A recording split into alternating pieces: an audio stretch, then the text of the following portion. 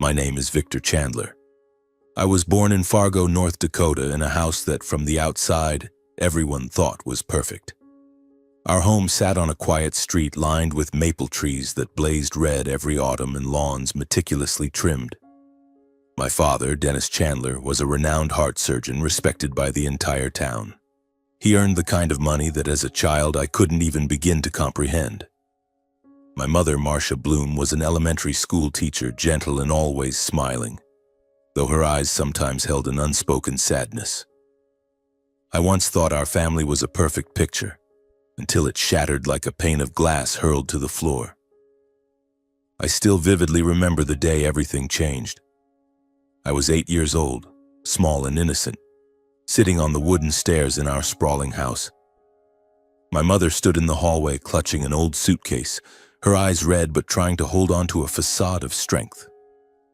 My father stood a few steps away, silent, his face cold as if he had nothing left to say. And then, Gloria appeared, a woman a decade younger than my mother with shimmering blonde hair and a smile sharp as a knife. She walked into the house as if it were already her domain and spoke venomous words no child like me should have heard. "Marcia, you should know your place," Gloria said, her voice sweet but dripping with mockery. "What can an elementary school teacher do for a man like Dennis? He needs a woman of his caliber." I saw my mother's grip tighten on the suitcase handle, but she didn't respond. She just looked at my father as if waiting for him to say something, to do something to defend her.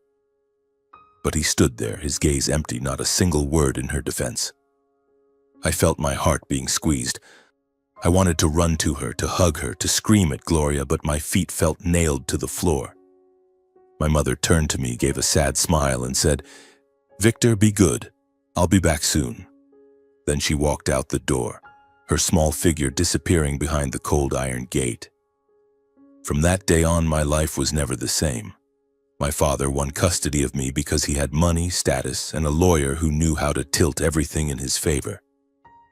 My mother moved to live with my grandparents in a small suburban town a few hours' drive from Fargo.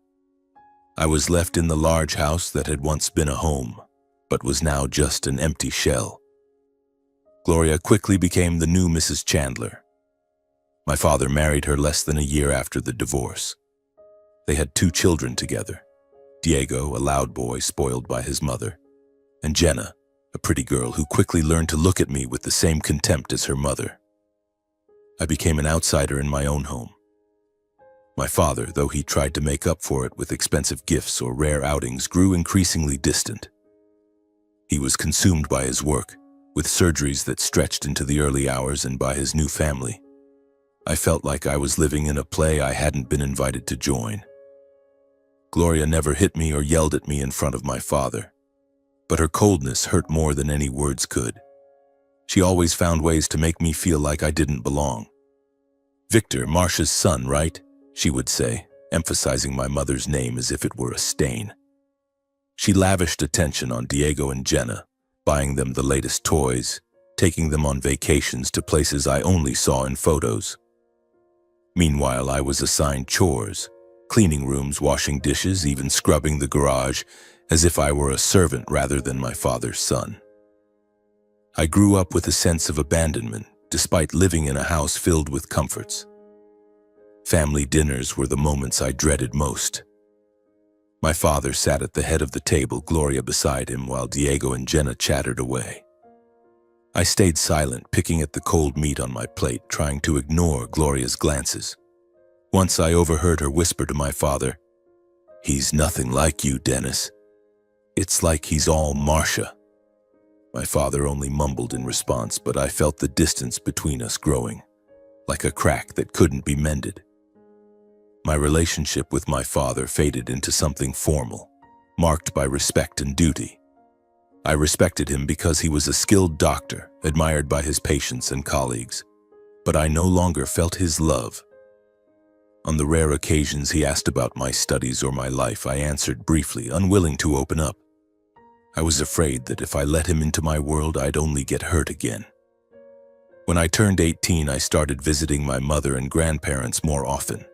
The town where my mother lived was small and simple, but it was where I found the warmth I had lost long ago. My grandparents welcomed me with tight hugs and simple love-filled meals. My mother, though still carrying the pain of the past, always tried to make me smile. She told me stories about her childhood, her days as a teacher, and how she always believed I would achieve something great.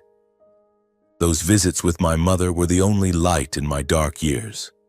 I would sit with her in the small garden behind her house, listening as she talked about the flowers she grew and how she learned to move forward after losing the family she once cherished. Once I asked her, "Do you hate Dad?" She looked at me, her eyes gentle but resolute, and said, "Hate only hurts us more, Victor. I just want you to live well, to be true to yourself." My mother encouraged me to stay in Fargo, to keep studying and fight for what was rightfully mine. "You're your father's son," she said firmly. "You have a right to that house, to his legacy. Don't let Gloria or anyone take what's yours." Her words were like a small flame, igniting a determination in me I hadn't known I had. I began to focus on my studies, preparing for college with all my strength. I wanted to prove that I wasn't just Marcia's son. I was Victor Chandler, and I wouldn't let my past define my future. But deep down, I still carried the wounds of my childhood. Every time I returned to the house in Fargo, I felt like an unwelcome guest. Diego and Jenna grew up, becoming more like their mother with their fake smiles and subtle jabs. Gloria never stopped trying to solidify her place in the family, as if I were a threat she needed to eliminate. I knew she was waiting for the day I'd leave so she and her children could claim everything. I lived on the edge of two worlds, the coldness of the house I called home and the warmth of my mother and grandparents. I didn't know what the future held, but I knew I had to keep fighting, not just for myself but for my mother, for what she had sacrificed, and for the boy who once watched his mother be humiliated and could do nothing about it. Those years shaped me, making me stronger but also deeply scarred. I learned to hide my emotions, to smile even when my heart was bleeding. And I promised myself that one day I would find my place, not just in that house but in my own life. 2 years passed and I turned 20, carrying old scars and a flicker of new hope. I was in my second year of college, majoring in engineering, trying to build a future I could be proud of. I still traveled between Fargo and my mother's town, searching for balance between two worlds. My father, though still distant, occasionally called to check on my studies, his voice tinged with something like regret. But I no longer held out much hope. I had grown used to standing on my own. Then one night, everything changed forever. I was in my dorm studying for midterms when my phone rang. It was Gloria's number. I frowned, wondering why she was calling at this hour. When I answered, her voice trembled, lacking its usual arrogance. "Victor, your father is gone." I froze, the phone slipping from my hand and hitting the desk with a dull thud. I don't remember what I said, only that I quietly hung up, sank into my chair, and felt the world collapsing around me. My father, the man I both respected and resented, was gone. A late-night emergency surgery, a critical patient, and his own heart couldn't withstand the strain. He collapsed in the operating room, and despite his colleagues' best efforts, they couldn't save him. I returned to Fargo the next morning, my heart heavy. The house I once called home was now steeped in the atmosphere of a funeral. Gloria, Diego, and Jenna, dressed in black, greeted guests, but I could see the pretense in their every tear. The house was filled with visitors, doctors, former patients, neighbors, all speaking of my father with admiration.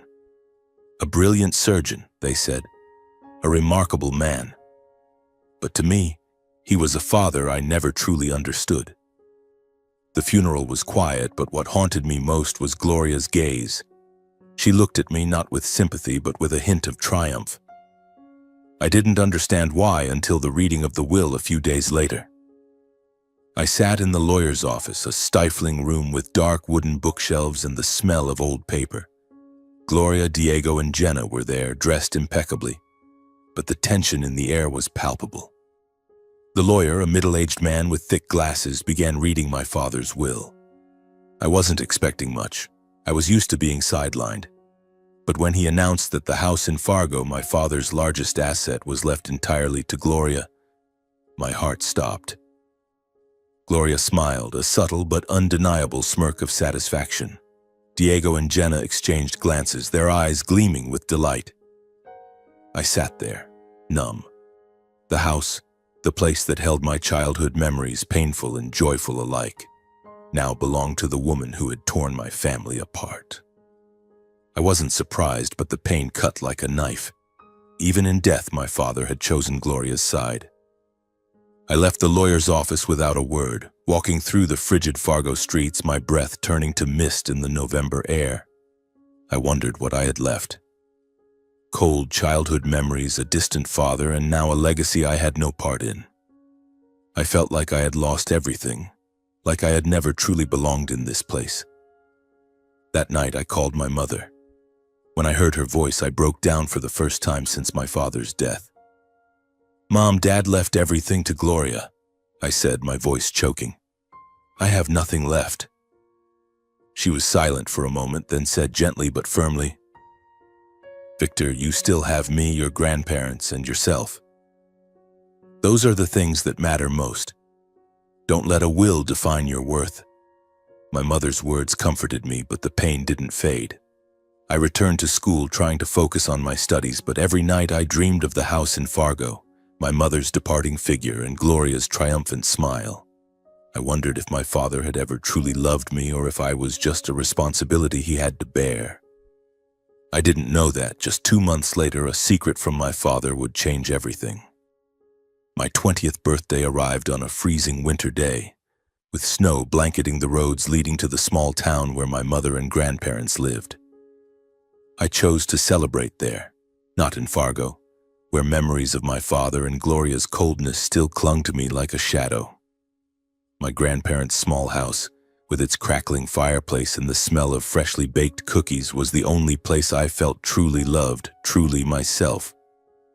My mother had prepared a simple but warm celebration, a homemade chocolate cake, a few dishes she knew I loved, and genuine smiles from my grandparents. My grandfather, with his white hair and warm, deep voice, told stories of his youth, deliberately trying to make me laugh. My grandmother held my hand, her kind eyes seeming to say that everything would be all right. My mother, as always, didn't dwell on my pain, but she was there, quietly shielding me, quietly loving me. As I blew out the candles, everyone clapped, but I noticed a fleeting sadness in their eyes. They knew I had just lost my father, knew I had been excluded from his inheritance, and knew I was trying to hide the wounds in my heart. "Victor, you're so strong," my grandmother said, her voice trembling. "Your father, he must be proud of you." I smiled, but inside I wasn't sure I could believe that. My father had left the house to Gloria, leaving me with nothing. Proud? I didn't think he had ever truly seen me. Then in the middle of the party, my phone buzzed. An unknown number.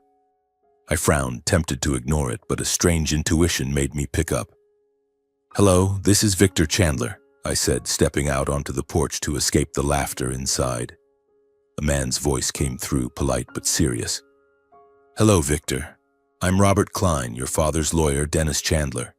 I need to meet with you urgently alone at my office in Fargo. Can you arrange to come tomorrow?" I froze, feeling a jolt run through my body. My father's lawyer? A private meeting? I had thought everything related to the will was settled, that I had nothing left to receive but painful memories. "Yes, I'll be there," I replied, my voice slightly shaky. After hanging up, I stood under the starry sky, my heart pounding. What was waiting for me? Why now? The next morning I drove to Fargo, my mind swirling with 100 questions. Mr. Klein's office was in the heart of the city, a modern glass building that contrasted sharply with the heavy feeling in my chest. When I walked in, Mr. Klein stood to shake my hand, his expression serious but not cold. "Thank you for coming, Victor," he said, gesturing to the chair across from his desk. "I have some important information to share, and this is something your father wanted kept secret until you turned 20. I sat down, feeling the air in the room grow thick. Mr. Klein opened a small wooden box on his desk, pulling out a stack of documents in a cream-colored envelope, carefully sealed. "Your father, Dennis, set up a secret trust fund for you," he began, his voice steady but weighty. "The fund is worth $2 million, and you are officially eligible to access it today on your 20th birthday." I felt the blood in my veins stop. $2 million? I stared at Mr. Klein, searching for any sign that this was a joke, but his face remained unwavering. "Furthermore," he continued, "your father left you a beachfront villa in the Outer Banks, valued at approximately $950,000. Everything is in your name, managed discreetly to avoid any disputes." I was speechless, unable to utter a word. My father, the man I thought had turned his back on me, who left the family home to Gloria, had quietly arranged a massive inheritance for me? I didn't know what to feel, gratitude, anger, or simply confusion. Why didn't he tell me?" I asked, my voice hoarse. "Why keep it a secret?" Mr. Klein slid the envelope across the desk. "This is your father's answer," he said. "He asked me to give it to you on this exact day." I took the envelope, my hands trembling as I broke the seal. Inside was a single sheet of paper, my father's handwriting clear and strong, yet with a slight tremble, as if he had written it in a moment of deep emotion. "Dear Victor, when you read this letter, I hope you're mature enough to understand what I'm about to say. I know I wasn't the best father. I let you get hurt, let you grow up in a house where you didn't feel you belonged. I'm sorry for that, for the times I stayed silent, for the times I didn't stand up for you and your mother. This trust fund and the villa are my attempt to make amends. I kept them secret because I didn't want you caught in disputes with Gloria or your siblings. I wanted you to have a fresh start, a future you could shape yourself. You are my son, and though I wasn't good at showing it, I've always been proud of you. Live well, Victor. Do what you believe is right, and forgive me if you can. Love." I read the letter over and over, tears silently falling onto the paper. For the first time in years, I felt a part of my father. Not the brilliant surgeon, not the distant husband, but a father who had tried in his own way to make up for his mistakes. I didn't know if I could fully forgive him, but I understood that he had thought of me, had planned for me, even when he couldn't say it out loud. I left Mr. Klein's office with a heart full of contradictions. Joy mingled with pain, gratitude blended with regret. I didn't tell anyone about the trust fund or the villa except for my mother and grandparents. When I returned to their town and sat in my mother's small garden recounting everything, she held my hand, her eyes glistening with tears. "Your father loved you, Victor," she said. "He may not have known how to show it, but he loved you. Always." My grandfather patted my shoulder, his voice low and steady. "Now you have a chance to do what's right, not just for yourself, but for what your father left behind." I nodded, but inside I knew my journey wasn't over. Gloria, Diego, and Jenna were still there in the house I once called home, and I knew this secret would soon lead me to an inevitable confrontation. I returned to Fargo a few days after my birthday, carrying a heavy heart, but also a newfound determination. My father's letter remained in my coat pocket, a constant reminder that he had believed in me, that he had left me a chance to shape my own future. I had no intention of boasting about the trust fund or the beachfront villa. I just wanted to keep going, to study, and to find a way to turn what my father left me into something meaningful. But fate, as it often does, had a way of pulling me into situations I hadn't sought. One afternoon, as I stepped into the Fargo house to pick up some personal belongings, I overheard Gloria's voice from the living room. Her tone was sharp, brimming with excitement, as if she were discussing a grand plan. I paused in the hallway, not intending to eavesdrop, but her words held me in place. "This house is worth at least $1.5 million, Gloria said, her voice dripping with smugness. "I've already contacted a real estate company. They say the market's hot and we could sell it within a month. That money's enough for us to start fresh somewhere fancier, maybe California. What do you think, Diego, Jenna?" Diego, now an arrogant teenager, let out a loud laugh. Awesome, Mom. I want a house with a pool. And a new car. Jenna chimed in, her voice shrill. I want my own room with an ocean view. Mom, we're gonna be filthy rich. I stood there feeling the blood in my veins boil. This house, the place where I grew up, where my mother once cried, where my father sat at the dining table with a distant look in his eyes, was now being treated like a commodity to fuel their shallow dreams. Memories flooded back, each one like a knife to my heart. My mother dragging her suitcase out the door, Gloria's mocking laughter, my father's cold silence as he did nothing to protect her. This house wasn't just property. It was a testament to the years I fought to survive, to prove I wasn't the outsider Gloria always labeled me. I clenched my fists trying to suppress my anger, but then Gloria said something that made it impossible to stay silent. Victor needs to move out soon, she said coldly. He doesn't belong here.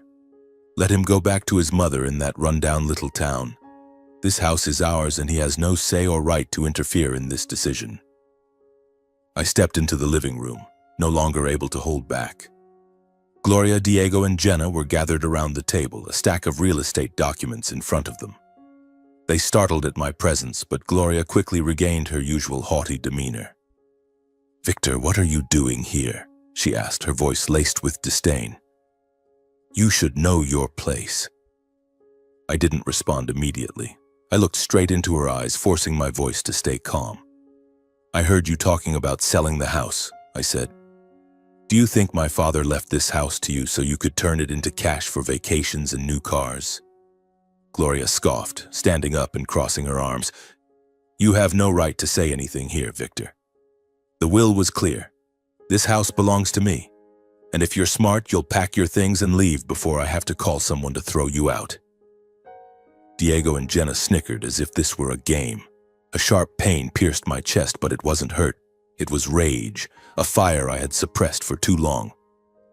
I could have shouted at them, could have revealed the trust fund, the villa, everything my father had truly left me. But I didn't. I just nodded, turned, and walked away, silently vowing that time would deliver their answer. In my heart, a plan began to take shape.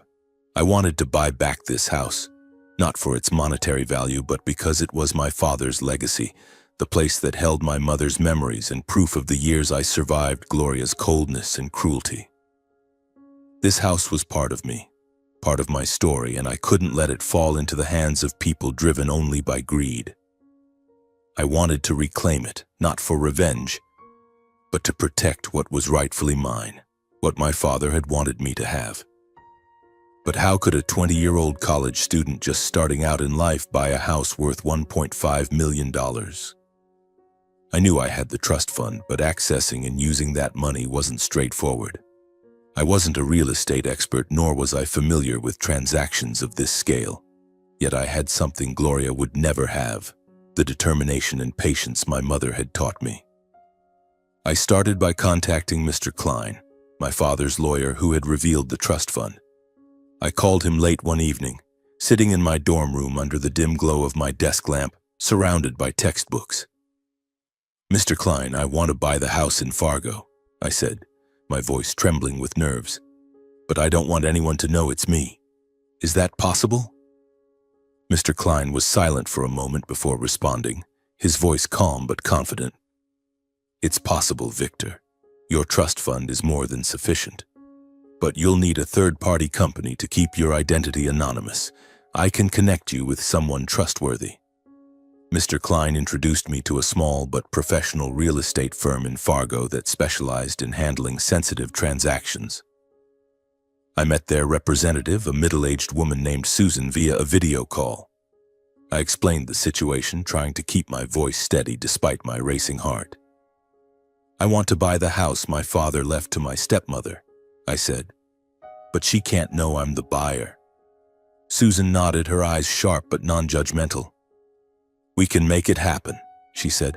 We'll use a shell company to place the bid.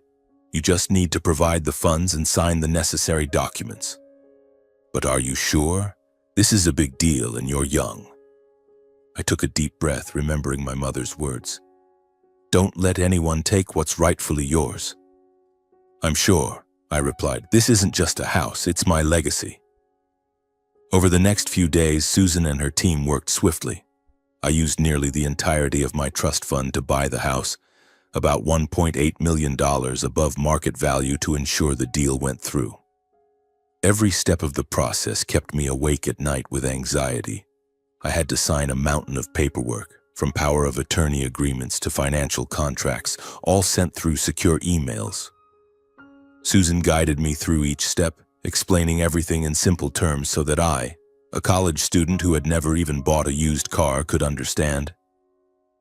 I still remember the night before the deal was finalized, sitting in my room staring out the dorm window. Fargo's city lights twinkled, but a storm of emotions raged inside me. I feared the plan might fail, that Gloria would find out, or that I was doing something wrong. But then I pulled out my father's letter and reread every line. I want you to have a fresh start, he had written, and I knew this was that start.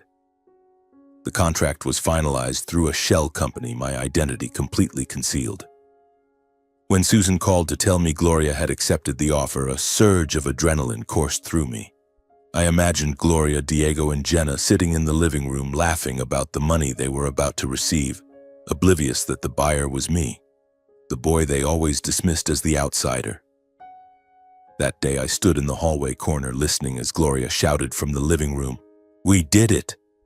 Now we can start fresh, live like real millionaires." Diego and Jenna cheered, their voices echoing through the house. I stood there quietly, a faint sense of satisfaction creeping into my heart. They thought I was the loser, the abandoned son. But I had learned from my mother that sometimes silence is the most powerful weapon. I returned to my dorm, waiting for the right moment. I knew Gloria would soon demand I move out, and I was ready for that day. I didn't want revenge through shouting or making a scene. I wanted them to feel the consequences of their greed, of the cruelty they had inflicted on me and my mother for years. And I knew that moment was coming, closer than ever. The days following the signing of the house purchase contract were a strange mix of anticipation and calm. Each night I lay on my small dorm bed staring at the ceiling, imagining the moment Gloria would realize the truth. I didn't want to become a bitter person, but I couldn't deny the quiet satisfaction of knowing she would soon face the consequences of her actions. I had prepared thoroughly, and now it was just a matter of waiting. The fateful morning arrived on a cold Saturday with light snow falling over the streets of Fargo. I received a text from Gloria, brief and icy as always. "Victor, you need to move your things out this afternoon. The buyer has finalized the paperwork, and I don't want you here anymore." I read the message, a surge of electricity coursing through me. This was it, the moment I'd been waiting for. I drove to the Fargo house, my heart pounding but my mind clear. I had everything ready. The documents from the intermediary company, the purchase contract, and my father's letter, which I carried like a talisman. When I stepped inside, Gloria was standing in the living room, arms crossed, a triumphant smile on her lips. Diego and Jenna lounged on the sofa, scrolling through their phones, their faces radiating the same smugness as their mother. On the table was a pile of suitcases and cardboard boxes, my belongings haphazardly packed as if they couldn't wait to get rid of me.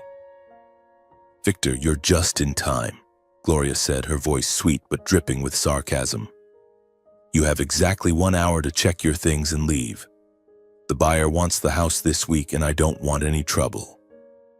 I stood there looking at her, then at Diego and Jenna. They didn't even glance up, as if my presence wasn't worth noticing. I took a deep breath, feeling time slow down. "Gloria," I said, my voice calm but firm, "you say I have to leave, but I think you're mistaken. I'm not the one who needs to go." Gloria frowned, her smile faltering. "What are you talking about, Victor? Don't waste my time. The house has been sold and you have no right to be here." I gave a faint smile, pulling a neatly bound stack of documents from my coat pocket. "You're right, the house has been sold. But do you know who bought it?" I paused, locking eyes with her, letting each word sink in. Me. I'm the buyer. The air in the room seemed to freeze. Gloria's eyes widened, her face shifting from surprise to disbelief, then to anger. Diego looked up from his phone, his mouth agape. Jenna gasped. What, are you joking? Gloria snapped. Don't play stupid games, you don't have the money. A broke college kid like you couldn't possibly afford this house. Pack your things and get out. Don't cause any more trouble or you'll regret it. I didn't flinch, calmly placing the documents on the table and opening to the page of the purchase contract where my name, Victor Chandler, was clearly listed as the new owner. The deal is done, I said, my voice steady but resolute. This house belongs to me now, and I think it's you, Diego, and Jenna who need to pack up and leave. Gloria snatched the documents, flipping through them frantically as if searching for a mistake, a loophole to cling to. But there was none. Everything was legal, executed flawlessly through the intermediary company I had carefully chosen. Her face flushed red, her hands trembling. This can't be, she shouted. You, a kid like you, how could you afford this house? You're lying, this is a scam. I stood my ground unshaken, though my heart pounded so hard I thought it might burst. There's no scam here, Gloria, I replied. My father left me a trust fund enough to buy this house and more. Did you think he left everything to you? You were wrong. He knew what you'd do with his legacy and he made sure I could take back what's mine. Diego jumped up, pointing at me. Who do you think you are, Victor? You're just your mother's bastard, nothing more. This house belongs to my mom and you have no right to be here. I looked at Diego, now almost as tall as me, but his eyes still childish, full of the arrogance Gloria had nurtured. Diego, I said, my voice low but sharp, you should learn to respect others, especially when you're standing in my house. Jenna started crying, crocodile tears I'd seen too many times before. Victor, can you let us stay here a little longer? She pleaded, her voice trembling. We already have plans. We're moving to California soon. But I felt no pity. They hadn't shown mercy to my mother when she was driven out of this house, and they didn't deserve any from me. Gloria threw the documents onto the table and stepped closer, her eyes blazing. You'll regret this, Victor, she hissed. You think you can take me on? I'll sue you.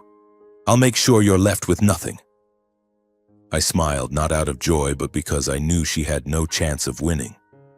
You can try, I said, but I suggest you review the contract. Everything is legal. And if you want to sue, I have my own lawyer, Mr. Klein, who helped my father set up the trust fund. Do you think you can beat him? Gloria stepped back, her face paling. For the first time in my life, I saw her lose her usual arrogance. She looked small, fragile, like someone who had just realized they'd lost. Diego and Jenna stood there, stunned, unsure of what to do. The air in the room was so heavy I could feel their every breath. You have 3 days to move out, I said, my voice calm but unwavering. After that, I'll call my lawyer and, if necessary, the police. This is my house, and I won't let anyone take it from me again. Gloria said nothing more. She turned, pulling Diego and Jenna into the bedroom, her voice a furious whisper. I stood in the living room looking at my suitcases still strewn messily on the floor. I didn't feel triumphant or vindicated. Instead, I felt a strange emptiness. I had done what needed to be done, but why did my heart still feel so heavy? I walked out to the backyard where my mother's old garden still stood, now neglected. I remembered my childhood days planting daisies with her when she taught me how to care for them. Flowers need love to grow, Victor, she had said, just like people. I wondered if I could bring love back to this house, make it a warm place again, the way my mother always wanted. 3 days later, Gloria, Diego, and Jenna left. I wasn't there when they moved out, but a neighbor told me they departed in silence without a single goodbye. I imagined Gloria's face full of resentment and shame and wondered if she ever reflected on what she had done to my mother. To me. When I stepped into the empty house, I felt an odd sense of peace. The house was mine now, not just on paper, but in my heart. I had reclaimed it, not out of greed, but to protect my father's legacy, to preserve my mother's memories, and to prove I was not the outsider they had always thought me to be. I pulled my father's letter from my pocket and read it once more. "Live well, Victor. Do what you believe is right." And I knew this was only the first step. Standing in the house that now belonged to me, I felt a strange sense of peace, tinged with a touch of loneliness. The walls were the same, with their pale cream paint and the slightly crooked picture frames my father had once nailed up himself. But the atmosphere had changed. No more of Gloria's triumphant laughter, no more of Diego and Jenna's contemptuous glances. It was just me and the old memories, both painful and warm, waiting to be reawakened. I decided not to stay in Fargo right away. I needed my mother, my grandparents, the people who had always been my anchor in the darkest times. I drove to their small town carrying my father's letter and a newfound determination. When I stepped into their familiar wooden house, the smell of freshly baked cookies and the crackling of the fireplace welcomed me. My mother stood in the kitchen, her hands dusted with flour, turning to me with a gentle smile. "Victor, you're back," she said, her voice full of love. I hugged her tightly, feeling the warmth I had craved during all those years of Gloria's coldness.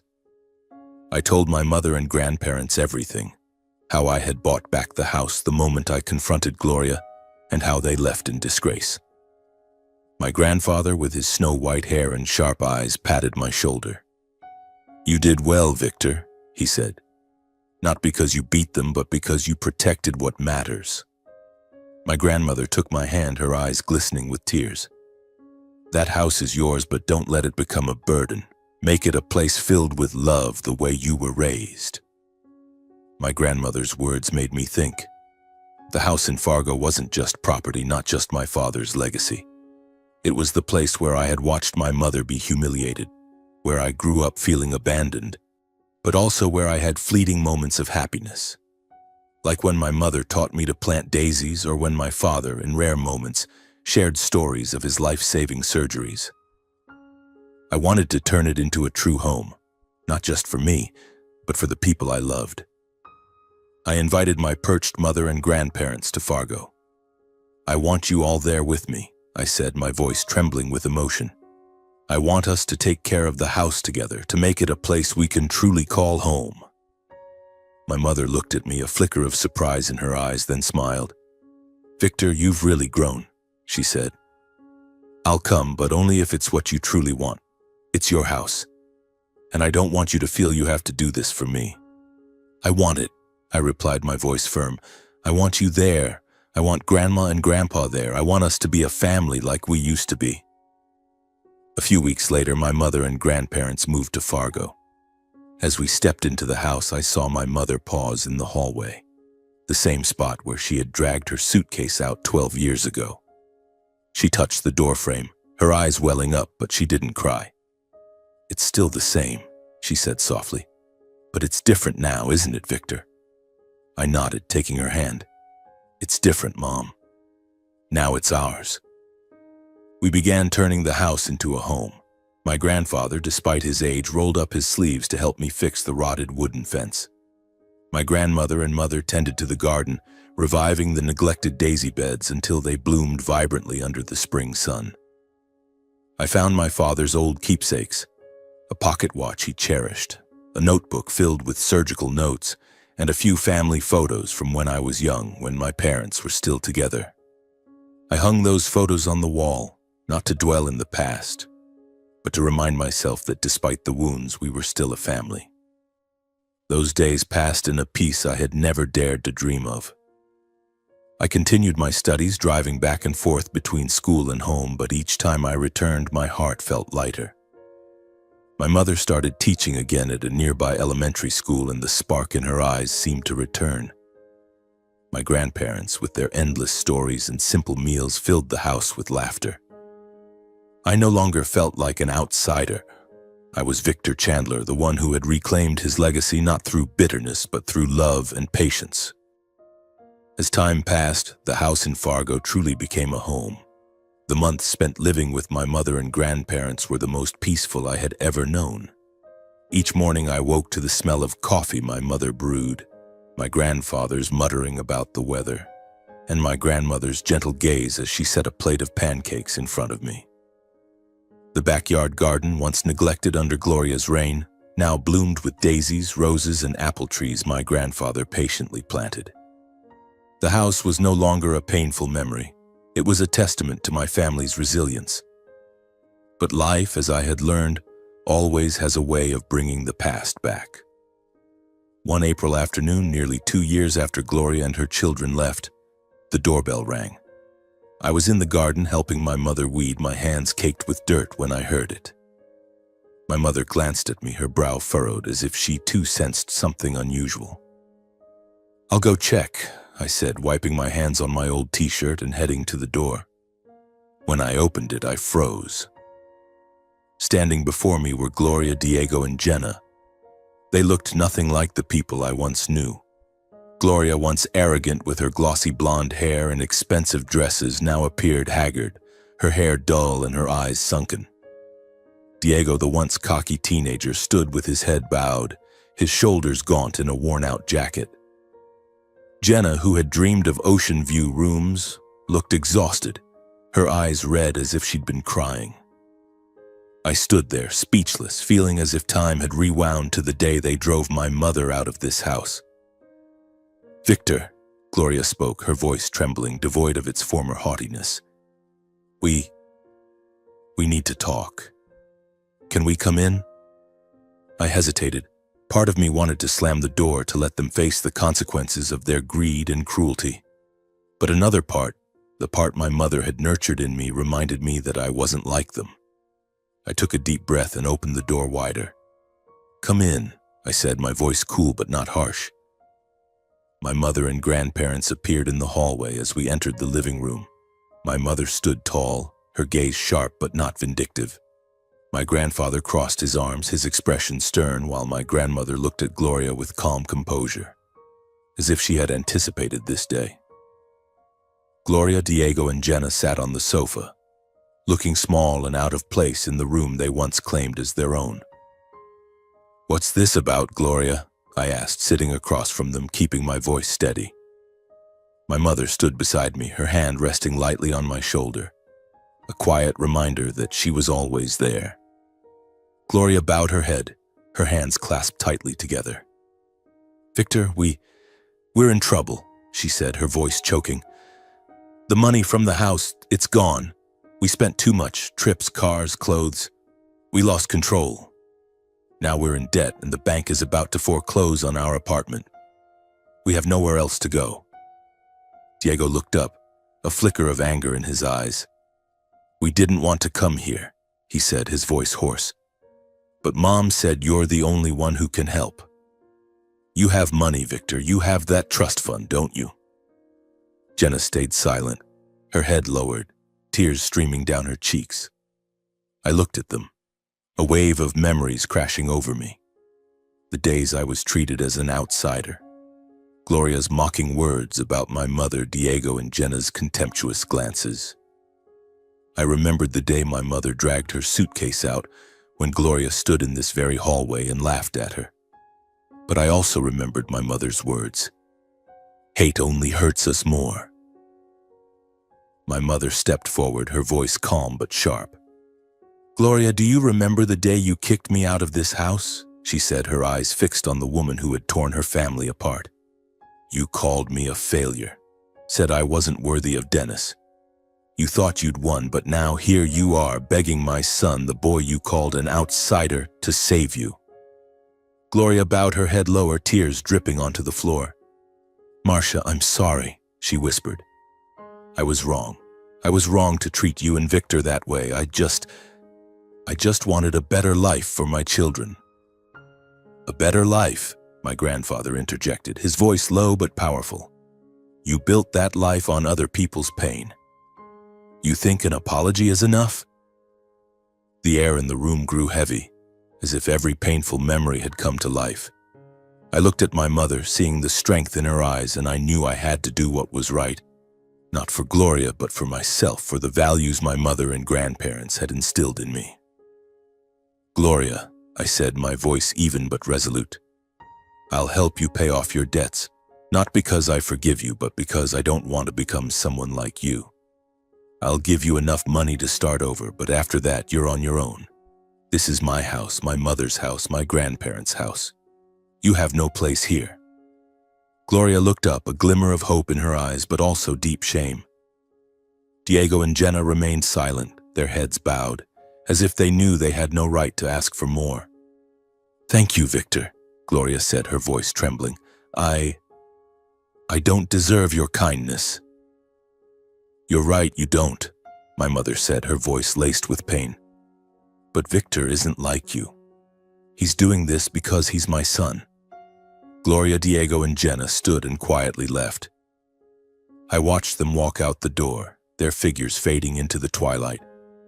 I didn't feel triumphant or vindicated. I only felt relief, as if a painful chapter of my life had finally closed. That evening, I sat with my mother and grandparents in the garden under the warm glow of yellow lights. My mother held my hand, smiling. "You've made me proud, Victor," she said. "Not because you took back the house, but because you kept your heart." My grandfather clapped my shoulder, chuckling. "Kid, you're definitely Marcia's son. Stubborn, but with a compassionate heart." My grandmother handed me a cup of hot tea, her eyes gentle. "Now keep tending this garden," she said. "It needs love just like we do."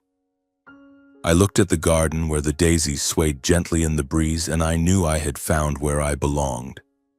Gloria, Diego, and Jenna may have left in shame, but I didn't need them to feel whole. I had my mother, my grandparents, and this house, a home built on love and resilience. Sitting in that garden under the warm glow of yellow lights, I let my mind drift back to the old days.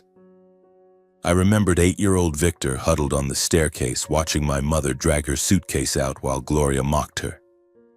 I remembered the long nights in the cold Fargo house, wondering if I truly belonged or if I was just a faint shadow in my father's new family. Those wounds had once cut deep, making me believe I would always be lost.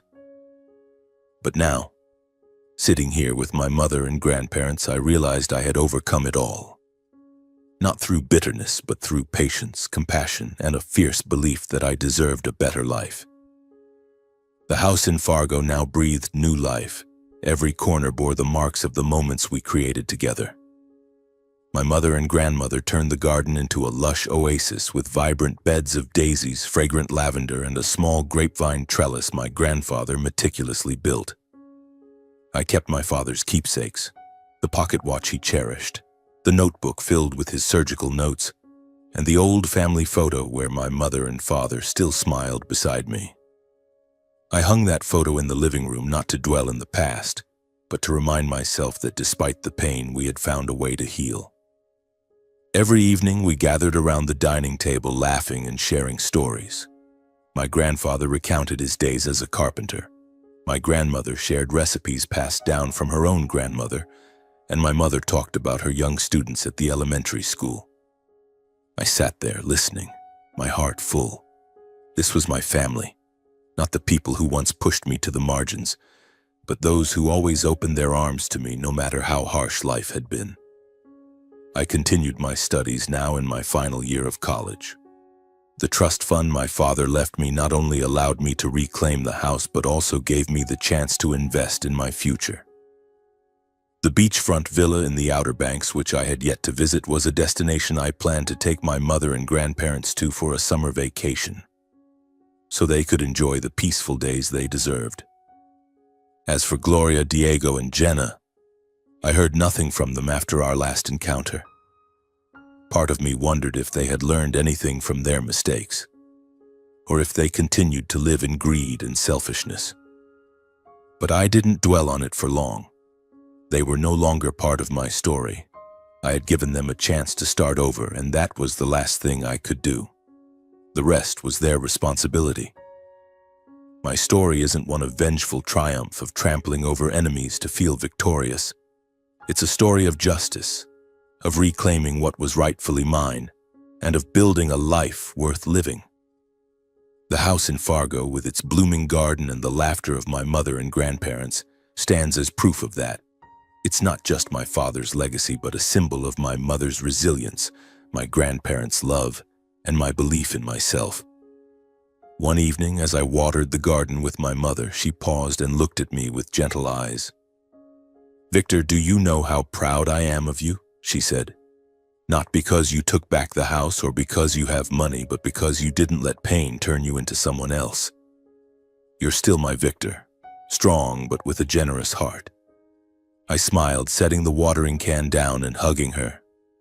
"I learned that from you," I said, "and from Dad. He wasn't perfect, but he tried in his own way." My mother nodded, her eyes shimmering under the moonlight. "This house is our home now," she said. "But more importantly, you've made it a place filled with love." I looked out at the garden where the daisies swayed gently despite Fargo's cold breeze. I thought of my father's letter, his apology, and how he quietly prepared a future for me.